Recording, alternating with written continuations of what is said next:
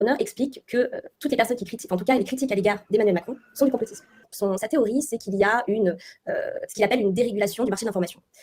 C'est-à-dire que depuis l'avènement d'Internet, l'information n'est plus cantonnée à la presse et en tout cas à des organes subventionner des professionnels de l'information. Maintenant, l'information circule à travers les réseaux sociaux et à travers Internet globalement, ce qui fait que finalement tous les citoyens peuvent partager une information sans être entre guillemets des professionnels de l'information. Et pour lui, c'est ça qui est dérangeant et qui pose problème dans une démocratie, puisque comme ce ne sont pas des experts, en tout cas comme les citoyens ne sont pas capables d'avoir ce traitement d'information, eh bien on en arrive à du complotisme, en tout cas des fake news, la propagation des fake news. Et en fait, ce qui est intéressant chez Gérard Bronner, c'est qu'il explique que en fait le complotisme c'est la critique des élites, c'est la critique en fait de toutes les personnes qui ont réussi et qu'il y a un biais derrière ça pour dire que finalement ces élites nous veulent du mal. Et pour lui, c'est ça le complotisme. C'est l'idée que les élites ne veulent pas notre bien, qu'elles sont là peut-être pour soit faire de l'argent, soit en tout cas soumettre le peuple et aller à l'encontre de la démocratie. Et ce que lui explique, c'est que toutes les personnes qui vont avoir un petit peu ce discours-là ont un discours complotiste. Et donc, alors là, ce mec, c'est clairement une enflure, parce que...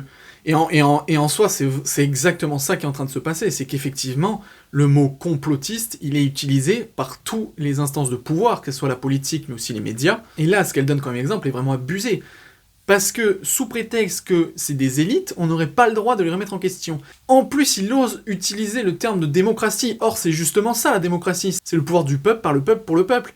Et du coup, si le peuple, il considère que son élite qui vote fait de la merde, il a le droit de le dire. Et là, le fait que ça devienne du complotisme, de remettre en doute et en question tout ce que l'élite fait, mais c'est justement, il n'y a pas plus de démocratique. Et le fait de le qualifier de complotiste, c'est hyper grave. Et c'est vraiment prendre les gens pour des cons. C'est leur dire, écoutez, vous êtes le peuple, nous on décide et on fait que des choses bien et justes, et vous n'avez pas à nous remettre en question. Et ça, mais mon Dieu, en fait, ce qu'il décrit, le gars, c'est exactement ce qui se passe dans une dictature. Dans une dictature, t'as le chef qui décide de tout, et justement, ceux qui se rebellent et qui disent que le pouvoir fait de la merde, il est réprimandé.